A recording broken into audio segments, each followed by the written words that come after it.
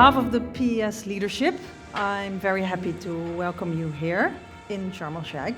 I see familiar faces, I see some new faces, even faces from the region, and we actually want to show the world that we are here as a leading family on this topic of climate change and energy transition. These negotiations are actually pretty simple. It's about preventing climate change. It's unfortunately also about adapting to climate change, because we started way too late with preventing climate change, so we are suffering the consequences, and therefore adaptation is pretty important, and it's about paying for all of that. I see progress happening, and I also think that there are concrete solutions coming at the table, for example, by our German development minister, environment before, Svenja Schulze, with the Global Shield initiative. There is progress in terms of ambition, especially from the European Union. So we have a 55% ambition, 55% less CO2 emissions compared to 2019 in 2030. We moved that up during this conference to 57.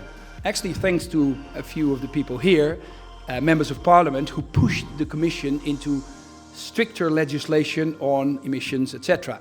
57%, you might say, well, 55, 57, come on. That's 85 megatons. That's the emission, half of the emissions of a country like the Netherlands.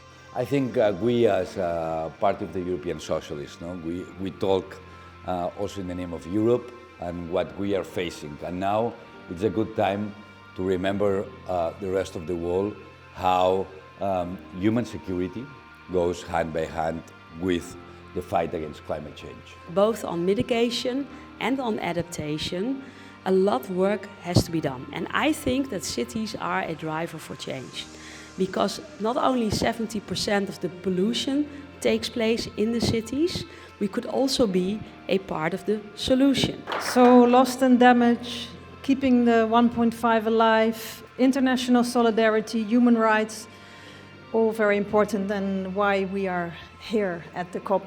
This transition has to be just, or there just will not be a transition. I think that concludes all of what you've been messaging here tonight.